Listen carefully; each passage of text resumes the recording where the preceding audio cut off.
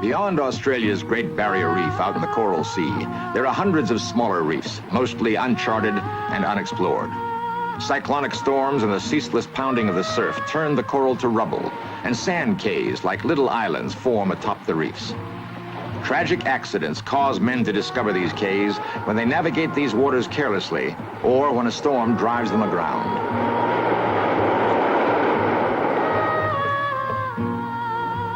These islands abound in irony. The very cays that can wreck a ship also offer the survivors of those wrecks their first and perhaps last sanctuary. To us, the dazzling white sand and the wonderfully clear water seem beautiful and inviting. Actually, these islands are too barren to support human life. These monuments and headstones, what the castaways left behind, attest to that. Requiring far less than people to survive, the birds and beasts who seek shelter here starve, succumb to predators, and all too often fall victim to the terrible heat of the unsheltered beach, as this giant sea turtle is doing.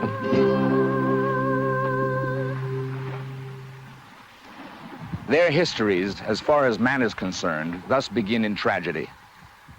But just as the coral cays of the Great Barrier Reef gave hope of life to the castaways, they have, before and since, given hope of life to some of the reef's permanent inhabitants.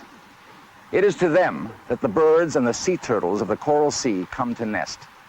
It is on them that life begins for the young of these species. Yet as they did for the shipwrecked sailors, the cays impose on the sea creatures seemingly impossible odds against survival. Still, like the men who were driven here by blind chance, many of the creatures who come here out of blind instinct do survive. It is this drama, one of the most moving in all nature, that we will see played out on this stark stage.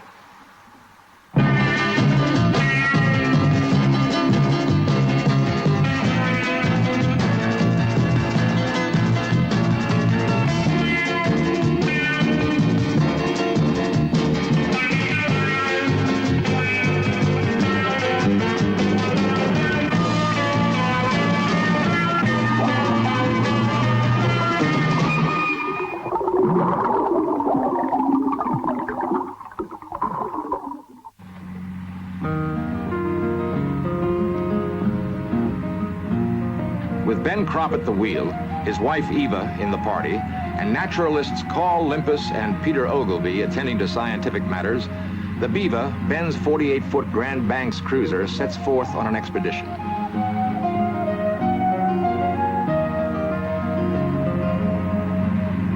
The supervising feline is named Gulliver. They will travel the entire length of the Great Barrier Reef, always keeping to the ocean side of it, so they can explore the cays and reefs of the Coral Sea. The scientists work for the Queensland Park Service, and they are trying to determine which of the small islands should be placed under protection as nature reserves.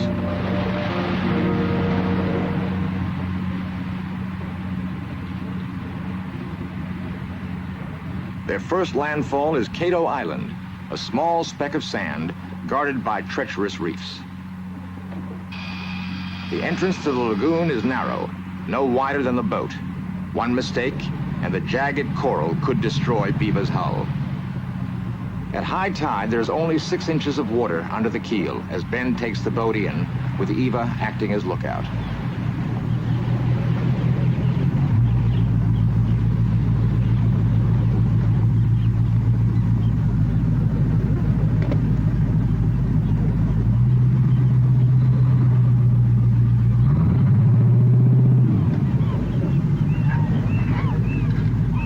Inside the natural breakwater, the sea is as calm as an inland pond.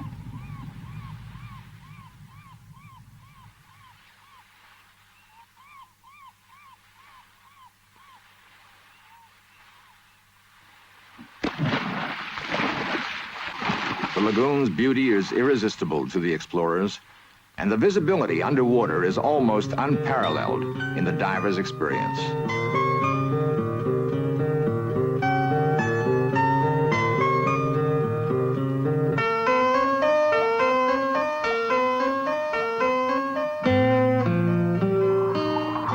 Cropp seizes the opportunity for archaeological investigation. Every ship wrecked on the reef has been tossed over that coral barrier by the ocean's swells and has finally settled to the bottom in Cato Lagoon.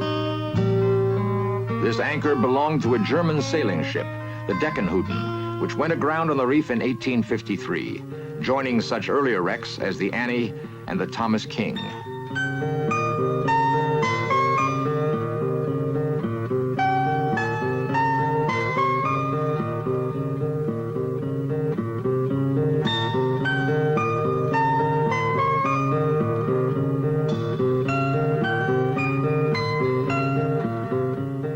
Her timbers have long since rotted away, but there are dozens of these bronze keel bolts to mark her final resting place.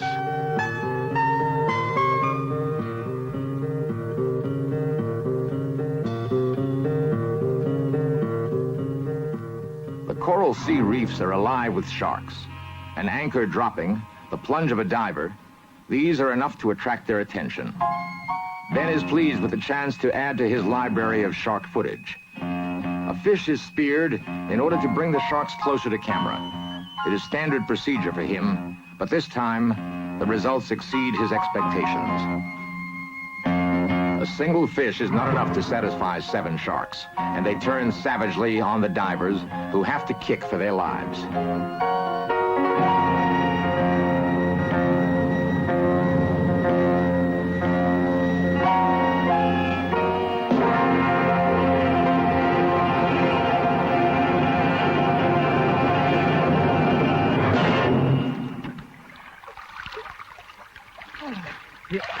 What was all the splashing? Oh, jeez. We had a few sharks at us. I don't know, I think they're trying to chew us up. Wow, did you get it on film? I don't know, Cole. I was a bit too busy kicking them up all the time. I tried to keep my finger on their button, but I don't really know. We'll have to see when we process it. The shark attack consumed only 12 seconds worth of film, but it was the most intense 12 seconds Ben Cropp has ever experienced. When he returned home, he had the laboratory print this film in slow motion so that he could study more closely something that happened too fast for any of the participants to recall in accurate detail.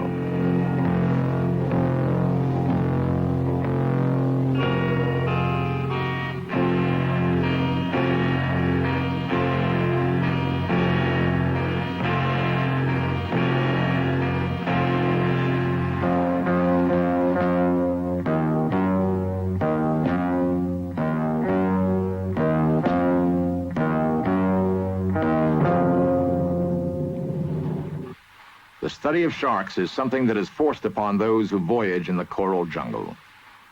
But it is not the main business of this expedition. Sea turtles are. One of the chief values of the coral sea cays is as a mating and breeding ground for them. It is January, their mating season. Another male circles this mating pair, then decides 3's a crowd. Turtles do everything in slow motion. The female must bear the weight of her spouse for several hours. The weight increases when the supporting tide runs out.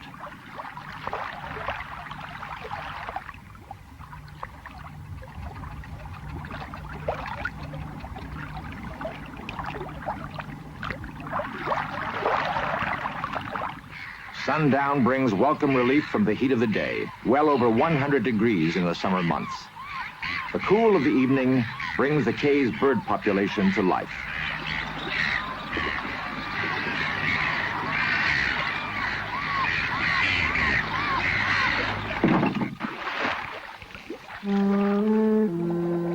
Nighttime changes the character of life in the waters of the lagoon. Many of its creatures rest when darkness falls, but for others, it offers cover for hunting forays.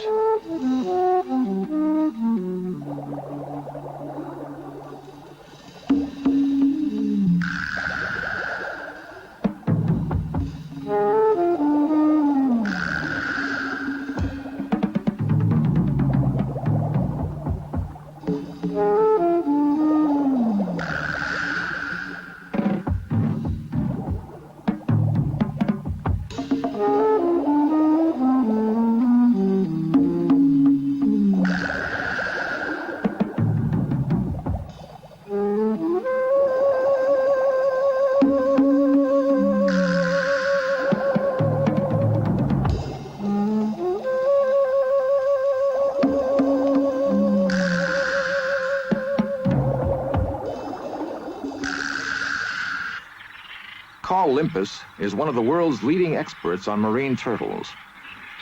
The female of the species always emerges from the sea at night to lay her eggs under cover of darkness, when she and her hatch are safest from enemies.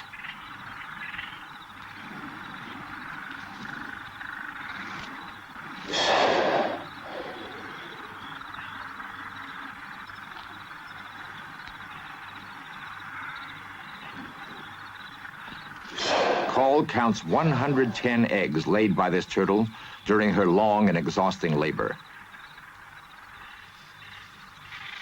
Meantime, Eva Cropp is following the tracks of another turtle. In order for their eggs to be safe, they must be laid above the high tide line, a long, tortuous journey for the mother. Before she can begin to lay her eggs, she must dig out a hole some 3 feet deep in order to protect them, then cover the eggs with sand before she leaves. The female will return to this beach 6 or 7 times every summer to repeat this process. By the end of the breeding season, she will lay up to 1,000 eggs.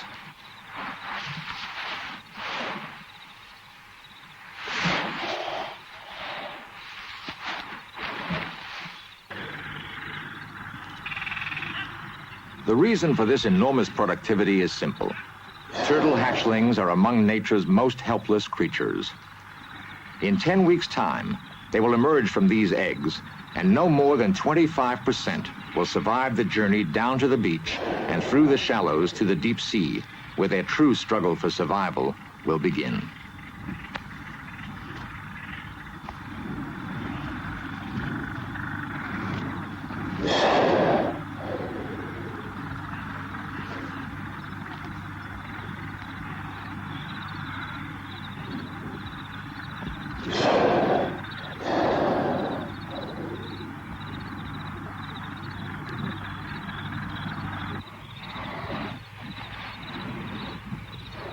Marine turtles have been a protected species in Australian waters since 1968, but that frees them only from the perils of human killing, perhaps the least of the hazards they face.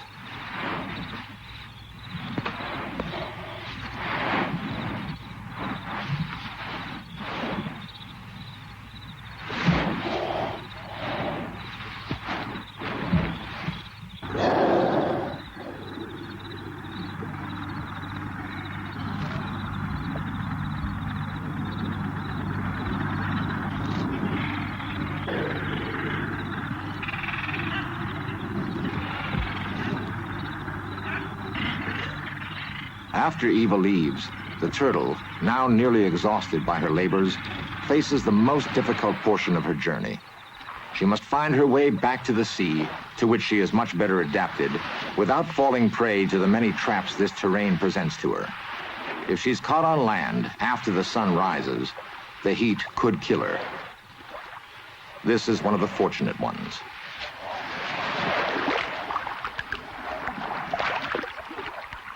The Cato Island beach can be a pleasant place to stroll if you have a well-equipped boat anchored nearby to live on.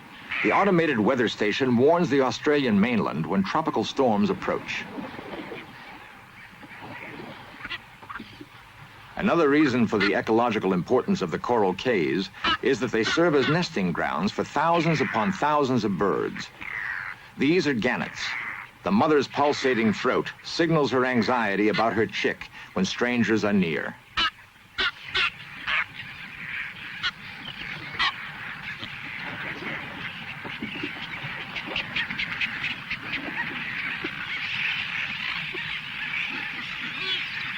Sooty terns are the most numerous element in Cato's bird population. Day in, day out, seagulls prey on unattended eggs and on the defenseless chicks. The mother may briefly defend her clutch, but most of them appear to be surprisingly indifferent to such natural disasters.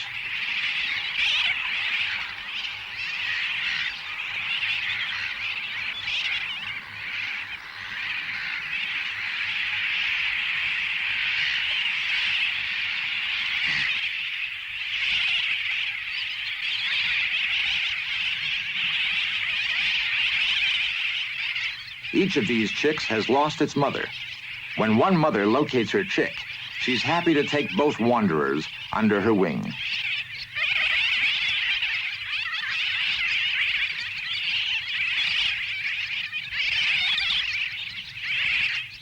Meanwhile, the other mother, confused and angry, searches for her offspring.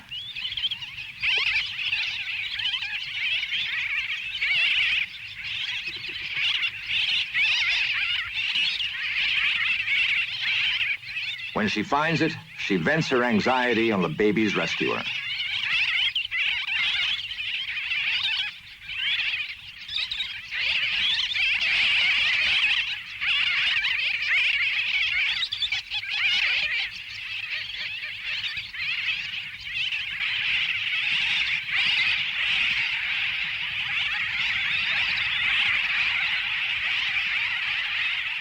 It's not easy to grow up in a tern colony. Everyone looks alike, and curiosity is usually rewarded with anger.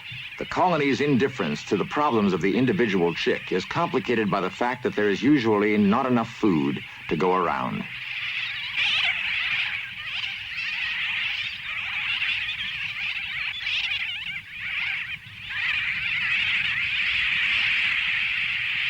Many offspring just don't make it to maturity. Terns squabble endlessly over their places in the colony. The young acquire their feisty habits from their parents. A tern colony is like an overcrowded city. A family quarrel can flare into a dispute that involves the entire neighborhood.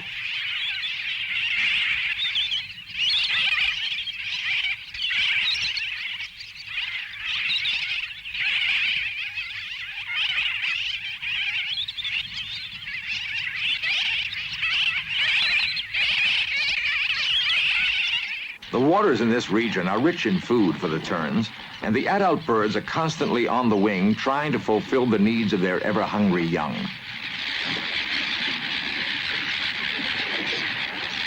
The adults pre-digest their catch in their gullets, then regurgitate it into the beaks of their chicks. Yet, despite the apparent abundance of the food supply, some of the chicks do go hungry. A growing colony of terns simply requires more food than the sea can supply, or the overburdened adults can carry back to their offspring. The heat of the cays takes a terrible toll on the birds, draining their strength. And if they've overextended their energy in the hunt for food, it renders them unconscious. Left unaided, these birds have died on the beach. Eva Cropp, along with her friends Bob and Gina Stevens, members of the boat's crew, cannot stand nature's cruelty. They spend the day rescuing and reviving the exhausted birds.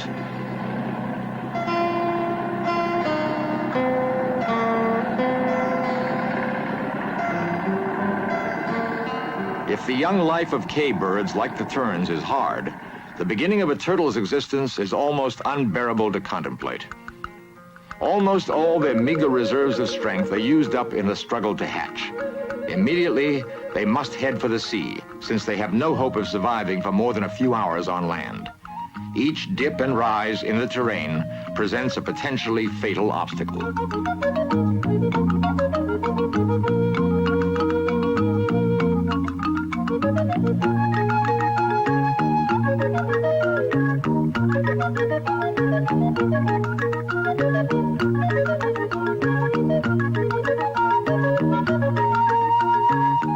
Even a tiny bit of beach foliage can represent a possibly deadly entanglement.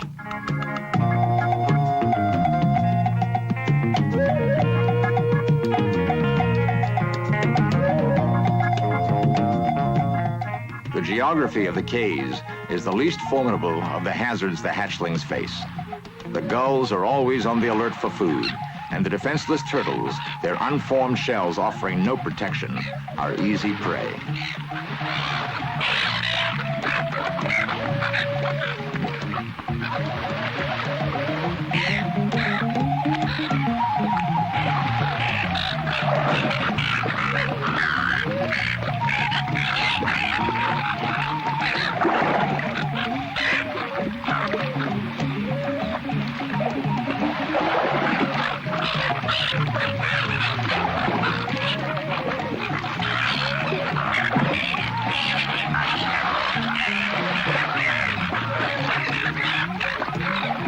These little ones are among the very few out of the hatch to make it to the water. Even there, however, they're not safe from the aerial onslaught.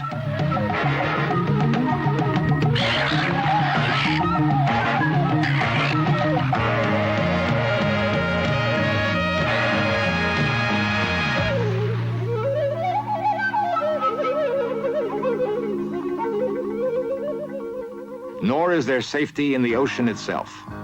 There, the fish wait the survivors of the ordeal on land. Again, one of the hatchlings makes a lucky escape.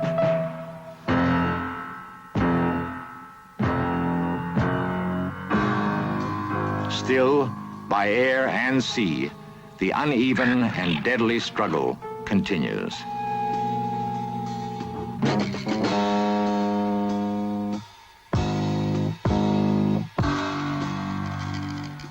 When it is all over, only a single hatchling is left alive, swimming desperately for the vastness of the open ocean, where predators may overlook it.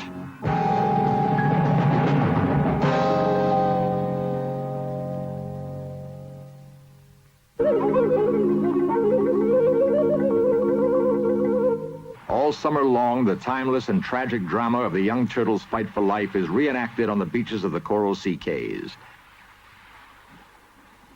At the edge of the sea, an enemy waits, the ghost crab.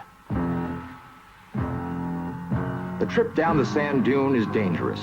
If it loses its balance and flips onto its back, the turtle may never be able to right itself and continue its journey.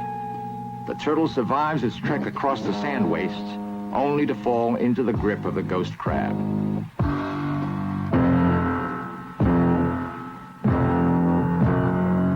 Somehow it manages to twist itself free, but fate for this creature is sealed. Stumbling into a branch, it finds it cannot free itself. Ever the opportunist, the ghost crab sees the turtle's plight and moves in for its merciless kill.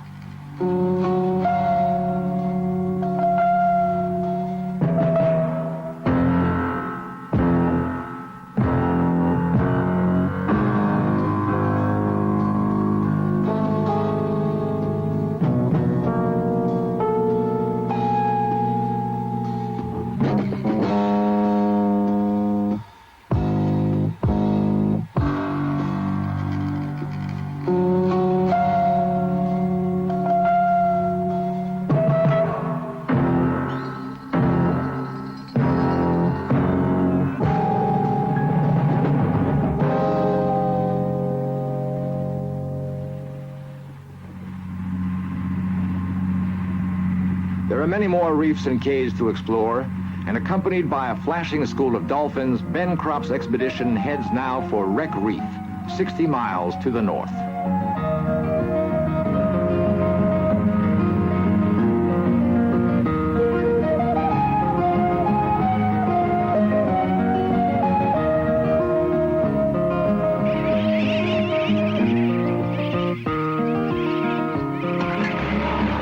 Wreck Reef was named by Matthew Flinders, the man who first charted the Great Barrier Reef in 1803. Flinders thought his safest course was to keep to the seaward side of the reef. He was unaware of the coral cays, and both of his ships ran aground here.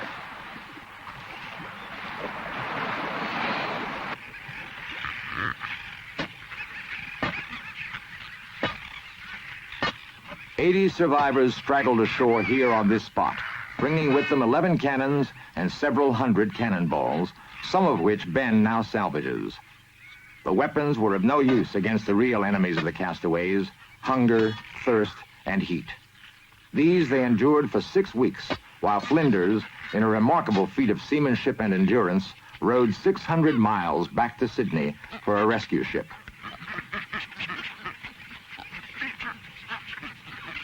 The gannets watch.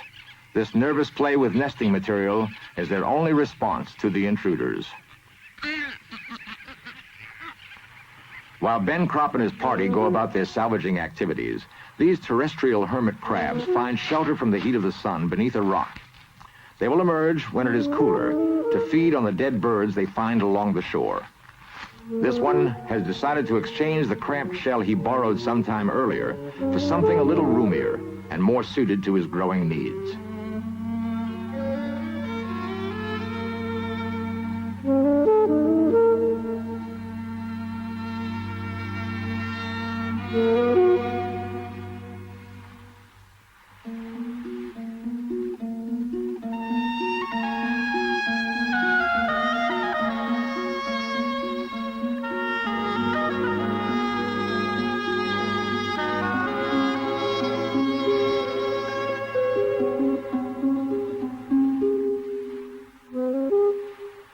The crabs are well along an evolutionary path that has led them from life in the sea to life on land. They now need only one short swim per day in order to survive on land.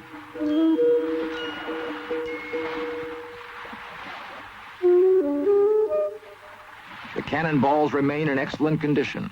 Chemical treatment will remove the sea salts that have corroded them.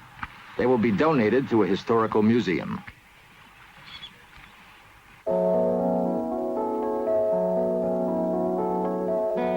In addition to Flinders ships, the Cato and the Porpoise, 6 other sailing vessels were cast up on Wreck Reef in the 19th century. Little remains of them now in the waters of the lagoon.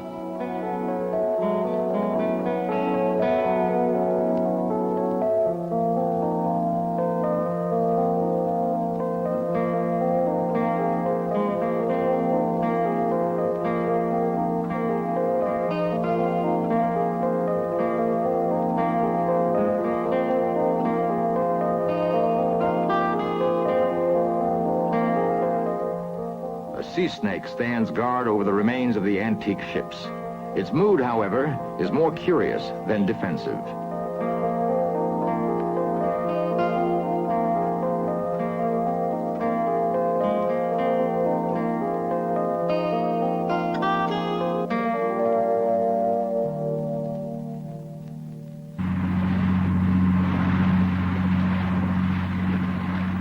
The explorer's next destination is Lizard Island, another 150 miles north. In 1770, Captain Cook, the first great explorer of the South Pacific, stood on this hill to look for an opening through the reefs for his ships.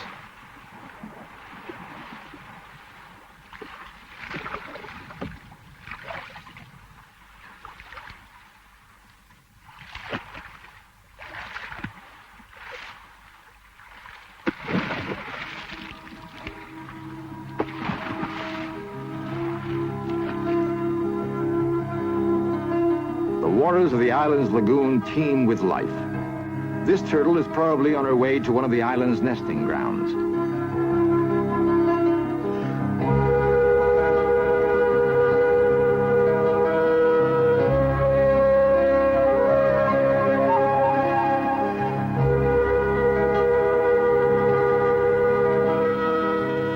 This potato cod weighs about 40 pounds. Those spots are the male's way of advertising that he's available. They will disappear after he finds a mate.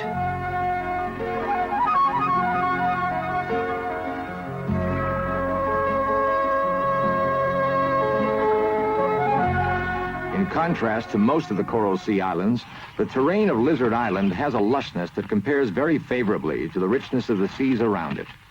There's even a small rainforest, luxuriant in foliage to explore.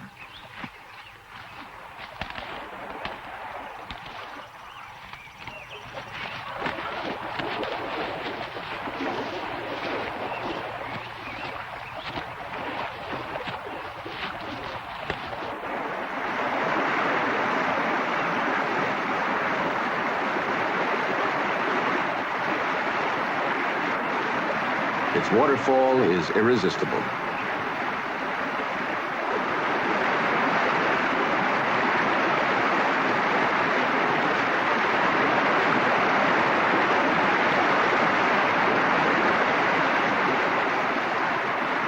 One expects to find lizards in a rainforest. They seek it out for the same reason the explorers do, because it is cool and refreshing. This friendly thing is known as a skink. On the beach, the explorers find the wreckage of the Capricorn, lost in a cyclone last year. The wreckage had drifted 1,000 miles to this island. The lizards of Lizard Island also inhabit the beach, and their story is a remarkable one. This little island-dwelling gecko, Lepidodactylus, it'll be a female. We can tell this for sure because there's no males known for this particular type of lizard. She'll be carrying 2 eggs, but she'll normally lay these in a crevice of a tree. With no males in the population, it means that the females can produce eggs that don't require any fertilisation. It, of course, means that for this species, they can colonise an isolated island like this with just a single lizard reaching it on driftwood, being able to reproduce without a mate having come along with it.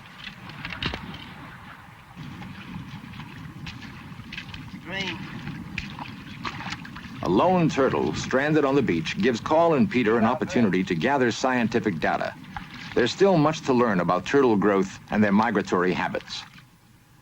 Measuring the turtle is no problem. 16 and a half. Width, 108. Tag number X1851.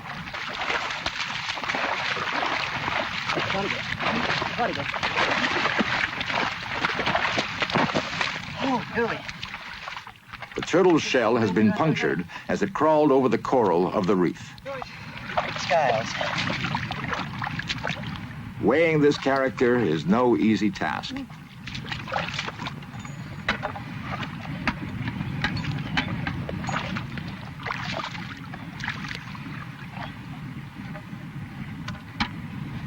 Facing your way. Look around this side.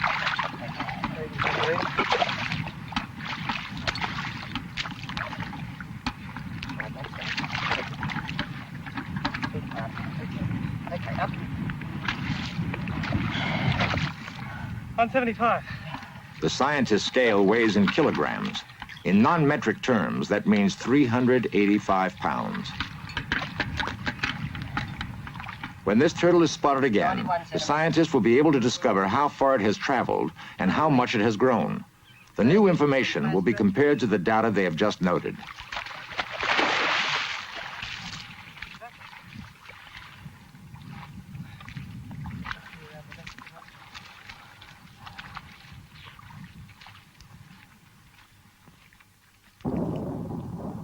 The expedition's final destination is Rain Island. It is a famous, even notorious turtle breeding ground, presenting more natural hazards both to nesting females and their hatchlings than any of the cays where they come to renew their species.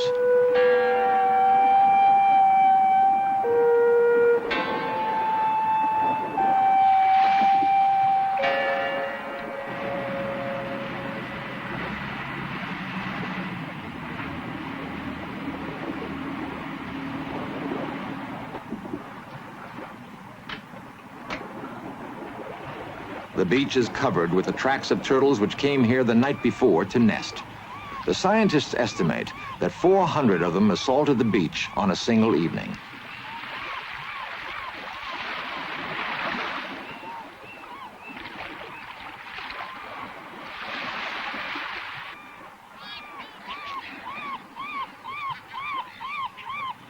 Ben and his party know this island. They know what awaits them is evidence of a tragedy that endlessly repeats itself. 19th century explorers, surveying what seemed to them a mass graveyard, believed the marine turtles came to Rain Island to die. That is not true. They came here seeking to renew their species. But the island is a natural death trap for them. Some of them, returning from inland to the sea, fall over precipices, land helplessly on their backs, and die with agonizing slowness. Others get wedged between rocks and die because they cannot crawl backwards. Some dig too deeply into the soft beach sand when they lay their eggs, and it collapses on them. Still others become disoriented on the open beach and die of heat exhaustion. The expedition counts the corpses of 680 females who have died this summer alone.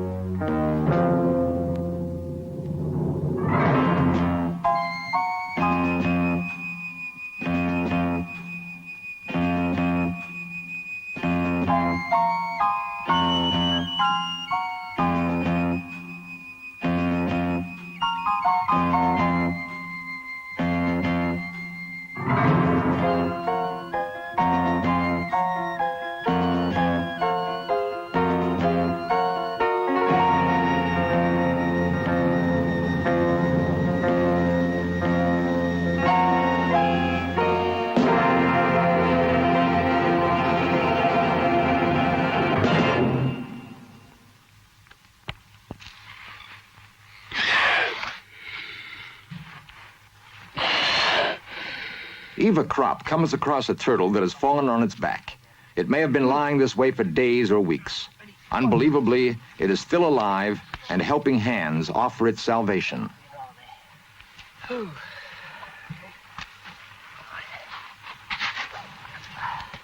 There you go, girl. Come on, come on.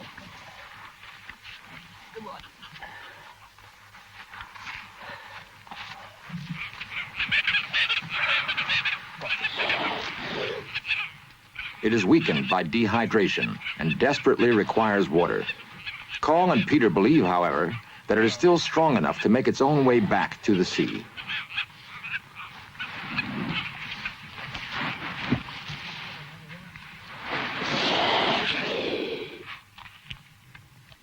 Men once believed they could live in this harsh environment. In the 19th century, there was, briefly, a guano mining operation on Rain Island. Later, a tower was erected to serve as a beacon and as a shelter for those who missed its warning signal. Convicts cut this 5-foot-thick masonry from the beach rock. Reward for their labor was a 6-month reduction in sentences.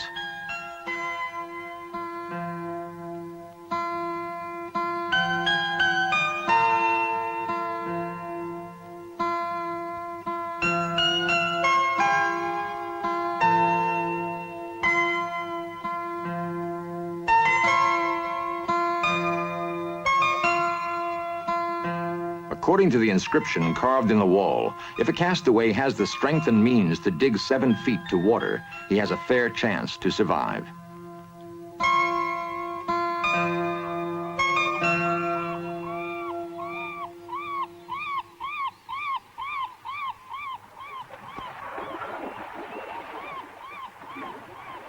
Nightfall brings an end to exploration. The next morning, they find the turtle they thought they had saved. It had died during the night. They overestimated its strength and ability to return to the sea. As they continue their explorations, the party discovers other turtles trapped alive under ledges all along the beach. They will not repeat their first mistake. All living turtles will be dragged right into the water, so they'll have the best possible chance to survive. It's hard labor, but rewarding. Okay, take that on. Take that time.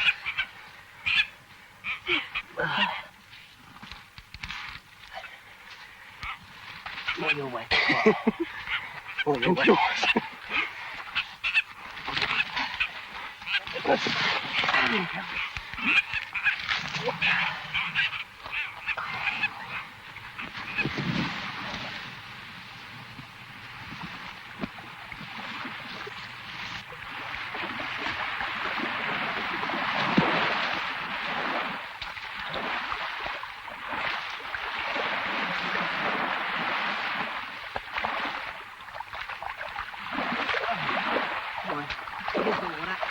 There you go.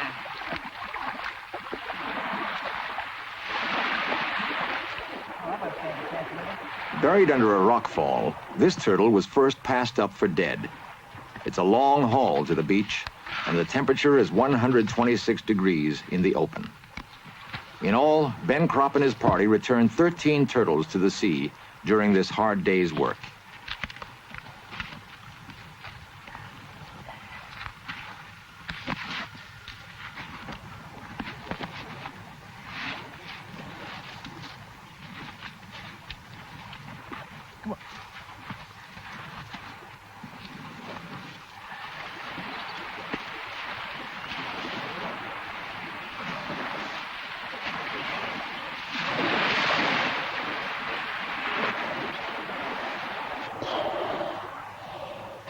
I think the best way of this one, though, we won't roll it here. We'll drag it, I think. Short way to the beach. You put a rope on the far flipper.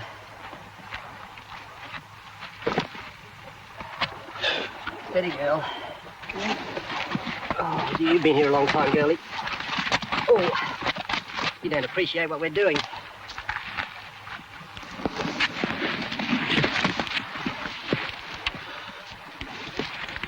Where you want to go? Straight out, Straight through, yep, let's go. Oh.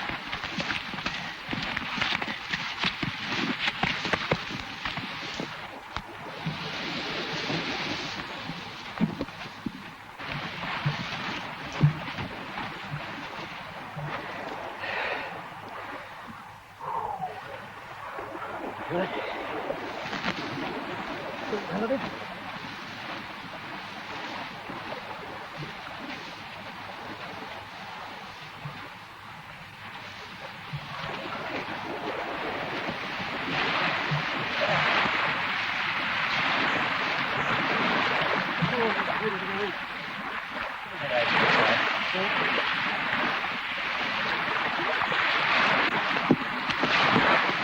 Oh. Hang on, Ted, we'll go there. In the intense 126-degree heat, the cool water is as refreshing to Carl and Peter as it is to the turtles.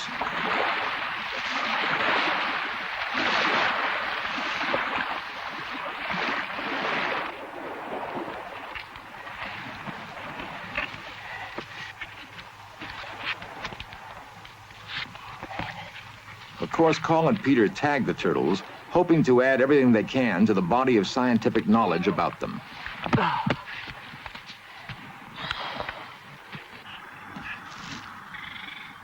Even at night, the quest for scientific information continues. Carl wants to count how many of these eggs actually hatch. Rain Island is the world's largest turtle rookery. One night, observers counted 14,000 turtles crawling up the beach to nest. They estimate that the annual total is close to 200,000, and that 100 million hatchlings are produced here. A surprisingly large number of hatchlings have made it to the water tonight. Eva and the scientists keep a watchful eye on them, knowing that sharks have congregated offshore to await them.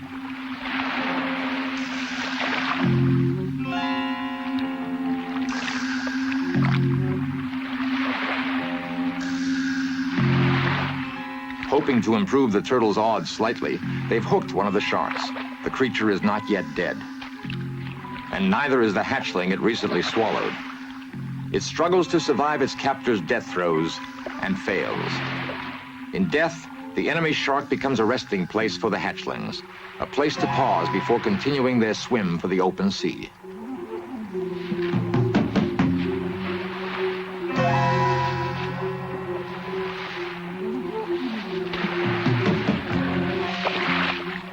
Sharks seem to instinctively know when the young turtles will begin their migration to the sea. They're always there, waiting for them. The scientists decide to perform an autopsy on one of them. It's not a pleasant task, but it does give them some idea of how extensive the creature's diet is.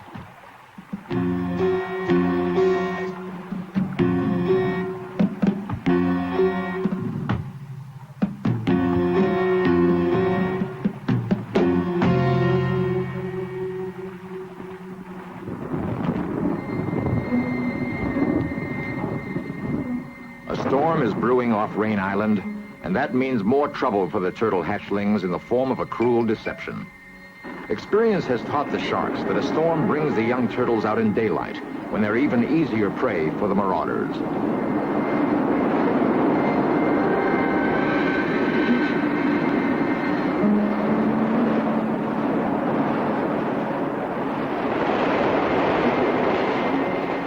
The storm blocks the sun, the rain cools the sand, and the waiting hatchlings, thinking night has come, emerge from their hiding place. Down the beach they come, an innocent parade. In the surf, the sharks take full advantage of nature's sinister trick. To the human watchers, the situation is unbearable. Some of those sharks are man-eating whalers, but the members of the expedition don't care. They must try to help the turtle hatchlings as best they can.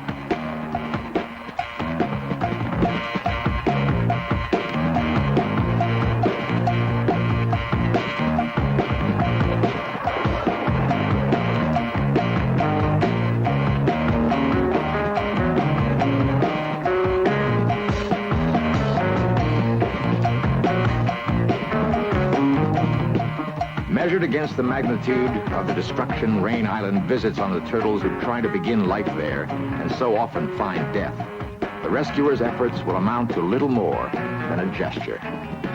But it is by such gestures that we measure our humanity and define the difference between us and the other creatures with which we share the world.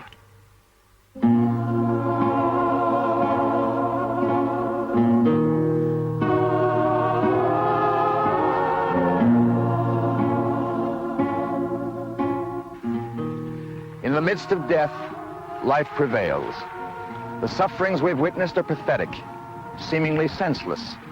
Yet the fact remains that the majority of hatchlings make it to the comparative safety of deep water. Rain Island returns more turtles to the ocean, to their natural element, than any other nesting ground we know of. What seemed a tragedy as we witnessed it turns out to be a miracle of sorts, a thing that properly fills us with awe and wonder.